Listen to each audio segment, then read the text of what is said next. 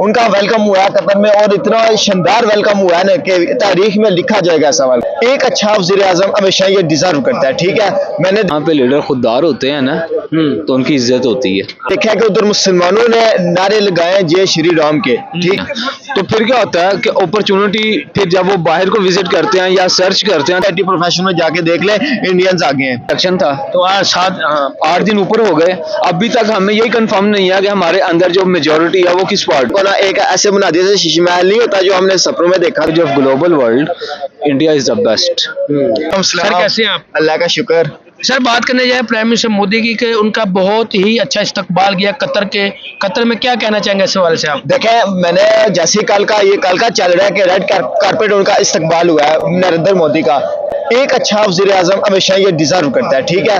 मैंने देखा कि उधर मुसलमानों ने नारे लगाए जय श्री राम के, ठीक है। उन्होंने वो ये नहीं है कि वो उन्होंने ऐसे नारे लगाए तो वो कोई इंडियन गॉड को मानने लगे या इस तरह का कुछ है। उन्होंने बस ये दिखाना चाहा कि हम नरेंद्र मोदी से कितना प्यार करते हैं, ठीक। उनका वेलकम हुआ है कतर में, और इतना शानदार वेलकम हुआ है ना कि तारीख में लिखा जाएगा ऐसा वेलकम। सर मुझे बताइए, आपने जिस तरह वेलकम डेवलपमेंट की बात करते हैं, थोड़ी सी हम डेवलपमेंट पे आते हैं। सर डेवलपमेंट पे देखें तो वो डेवलपमेंट पे भी आ गया, अपने जो मुल्क को बहुत डेवलपमेंट करके लेके आया। अगर हम बात करें उनकी इकोनॉमी की बात करें, हम उनकी डेवलपमेंट पे किसी भी सेक्टर में बात करें, वो आईटी सेक्टर में बात करें, हम बात करें ऑटो सेक्टर, हर सेक्टर में आ गया। वो अपने मुल्क को बहुत आगे लेके गया। हमारे प्राइम मिनिस्टर कब सोचेंगे अपने मुल्क में? वहाँ प्राइम मिनिस्टर कौन है पहले ये तो बताएं। नहीं अभी तो नहीं ना, जो पहले थे शहबाज शरीफ साहब। आपके पहले कौन था? पहले भी नहीं था। हमारा प्राइम मिनिस्टर कोई भी नहीं है, ठीक है। प्राइम मिनिस्टर हमारे ऊपर एक टैग बैठाया जाता है, उसको लिखा जाता है ये तुम्हारा प्राइम मिनिस्टर है, ठीक है। कुछ भी नहीं है प्राइम मिनिस्टर, नथिंग। हमारे प्राइम मिनिस्टर के ऊपर बड़े लोग बैठे हुए हैं, ठीक है, जो मुल्क को चला रहे हैं। डेवलपमेंट वो कर रहे हैं। हमारे जब पहले प्राइम मिनिस्टर, उन्होंने क्यों नहीं सोचा कि डेवलपमेंट करें हम? देखें, हमें आज तक अगर कोई प्राइम मिनिस्टर मिला है तो वो बस इमरान खान मिला, ठीक है। उसने डेवलपमेंट नहीं की। नहीं मुझे नहीं पता, आपसे मैं पूछ रहा हूँ। क्यों नहीं पता आपको भाई? आप पाकिस्तानी है, आप इस सिटीजन में, आपको क्यों नहीं पता? नहीं पता। इतनी अच्छी उसने क्या कुछ नहीं किया। मैं आपसे पूछा इस्लामी देखे, उन्होंने इस्लामोफोबिया में बात की। उन्होंने अगर पाकिस्तान की डेवलपमेंट की बात की, उन्होंने बहुत आगे लेके गए, ठीक है।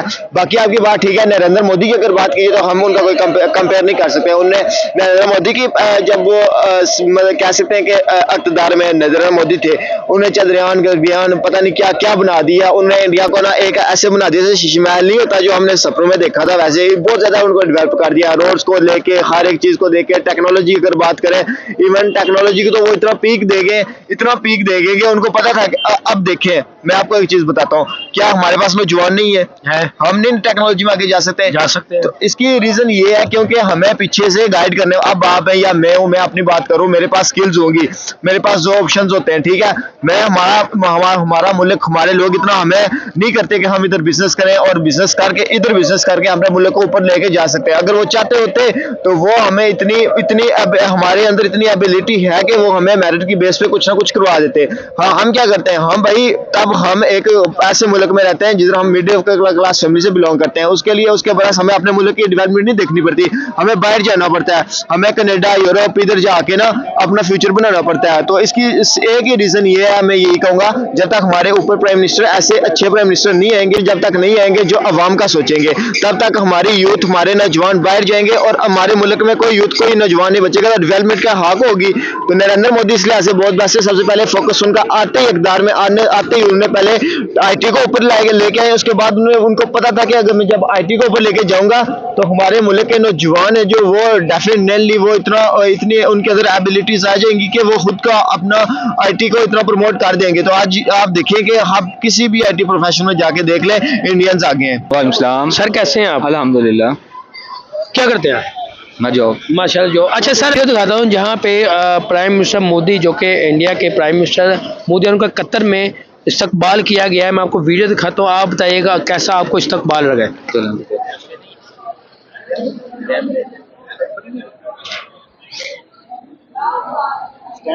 Red carpet red carpet welcome, और उनकी क्रीम खड़ी हुई है कतर की, जो उन्हें वेलकम करने के लिए आई हुई है।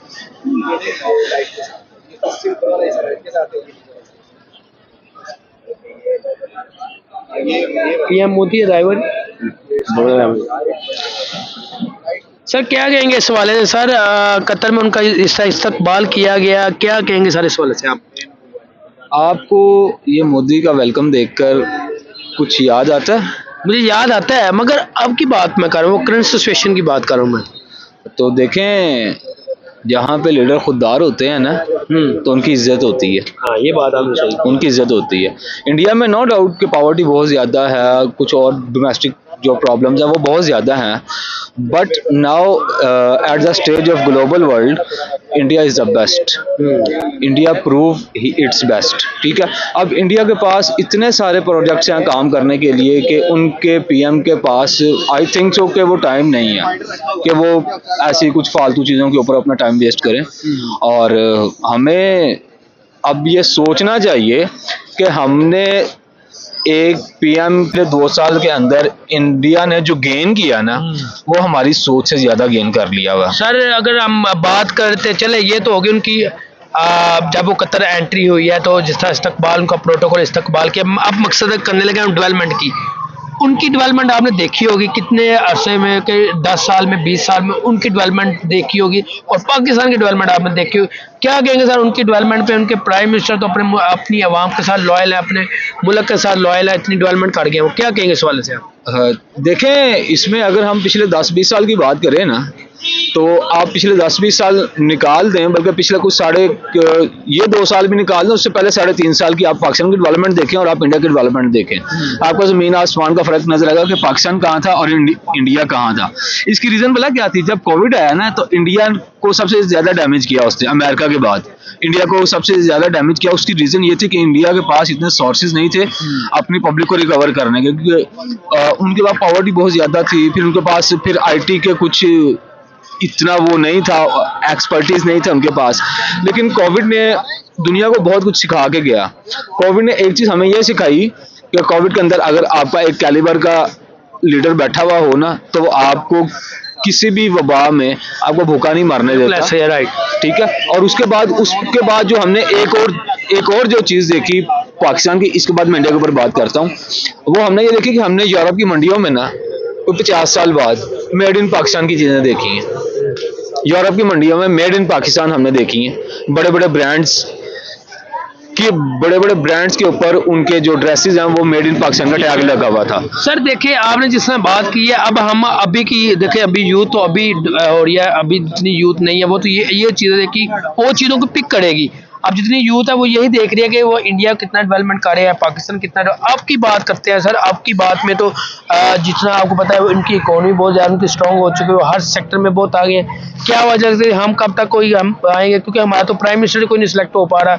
हमारे में कहते हैं आज ये बनेगा, आज ही में। इंडिया की बात करें कि उनके इतने डेवलपमेंट की क्या वजह, राज लगता है कि इतनी डेवलपमेंट कर गए हैं, वो क्या वजह लगती है इसकी?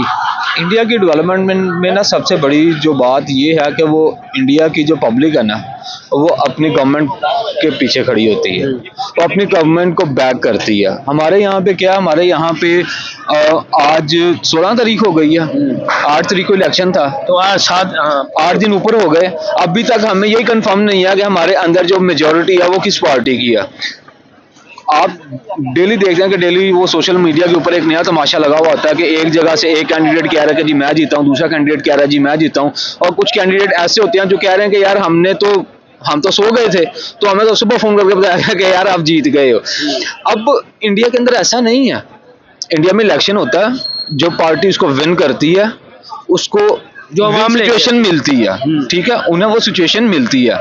वहां पे भी ये इस तरह के ये गेम ब्लेम होती है कि जी ये धांधली होती है, हर जगह पे होती है, हमें ये एक्सेप्ट करना चाहिए। लेकिन इस तरह अगर किसी का आप मैंडेट निकालेंगे, किसी को चोरी करेंगे, तो उसके बाद मुझे ये बता दें कि जब आपके एक इदारे के अंदर स्टेबिलिटी नहीं है, इलेक्शन कमीशन के अंदर, तो आपने उसी इदारे ने पब्लिक को उनका इलेक्टेड प्राइम मिनिस्टर देना होता है। जब तक इलेक्शन कमीशन वो उसको सर्टिफाई करेगा ना कि जी ये पार्टी विन किया, फिर उसी पार्टी में से आपका पीएम आएगा। जब ये सिचुएशन क्लियर नहीं होगी ना, आपके कंट्री के अंदर स्टेबिलिटी नहीं आएगी। जब स्टेबिलिटी नहीं आएगी तो आपके कंट्री के अंदर इन्वेस्टर नहीं आएगा। जब इन्वेस्टर नहीं आएगा तो आपके कंट्री के अंदर डेवलपमेंट नहीं होगी। जब कंट्री के अंदर डेवलपमेंट नहीं होगी तो यहाँ की यूथ जितनी भी वेल अवेयर्ड हो, वो क्या होगी, वो मायूस हो जाएगी, वो मायूस होकर अपना मुल्क छोड़ देगी। अब पब्लिक के अंदर इतना पोटेंशियल है, इतना उनके पास टैलेंट है और काम करने का पैशन भी है, लेकिन क्या अपॉर्चुनिटी नहीं है। तो फिर क्या होता है कि अपॉर्चुनिटी, फिर जब वो बाहर को विजिट करते हैं या सर्च करते हैं, तो जब उन्हें वहां पे अपॉर्चुनिटी नजर आती है तो वो कम पैसों में भी वहां पे चले जाते हैं। रीजन क्या है, उनको वहां पे उनको फ्यूचर नजर आ रहा होता है, और जो कंपनीज, जो बाहर की कंपनीज जो उनको प्रोवाइड कर रही होती हैं जॉब वगैरह, जो फैसिलिटीज प्रोवाइड करती हैं, उनको क्या नजर आ रहा होता है कि हमारे पास एक अच्छा माइंड आ रहा है, हम इस माइंड को अपने कंट्री के लिए, अपनी पब्लिक की फेवर के लिए यूज करेंगे। ठीक है, तो इस तरह से डैमेज किसको होता है? डैमेज, अल्टीमेट डैमेज पाकिस्तान को होता है। वो हमें उस टाइम नजर नहीं आ रहा। अभी रिसेंटली ये कुछ माह पहले ना, हमारे जो केयर टेकर प्राइम मिनिस्टर है, इन्हें बताया गया कि जी ब्रेन ड्रेन हो रही है।